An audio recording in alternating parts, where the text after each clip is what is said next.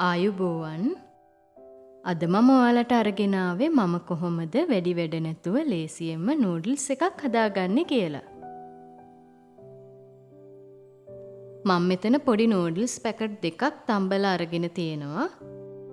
තව මම මේකට පොඩියට කපාගත්ත චිකන් ග්‍රෑම් 100ක්, සිහින්ව ලියාගත්ත බීලූණු ගෙඩියක්, සුදුලූණු බික් 4ක්, රම්පේ කරපිංචා ටිකක්, අමු මිරිස් කරල් දෙකක්, බිත්තරයක්, ලුණු රස පදමට ගම්මිරිස් තේ හැඳි 1මාරක් ලෑස්ති කර ගන්නවා.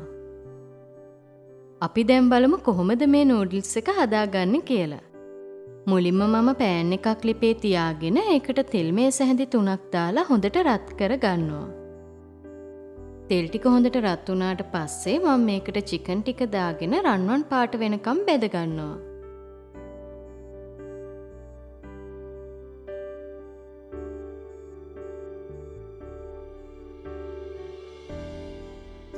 ඊට පස්සේ මම මේකට ලූණු පහේ ටික දාගෙන ඒ ටිකත් රන්වන් පාට වෙනකම් බෙද ගන්නවා. දැන් මම මේකට බිත්තරේ දා ගන්නවා. බිත්තරෙත් හොඳට බෙදුනට පස්සේ මම මේකට ලුණු ගම්මිරිස් ටික දාගෙන හොඳට කලවම් කර ගන්නවා.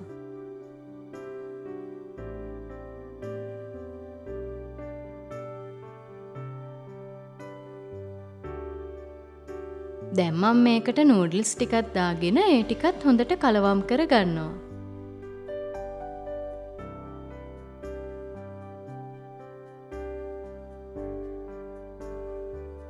මේ තමයි මම ලේසියෙන්ම නූඩල්ස් එකක් හදාගන්න විදිහ. ඔයත් කැමති නම් හදලා බලන්න. එහෙනම් අපි අලුත් වීඩියෝ එකකින් හම්බෙමු. සුබ දවසක්.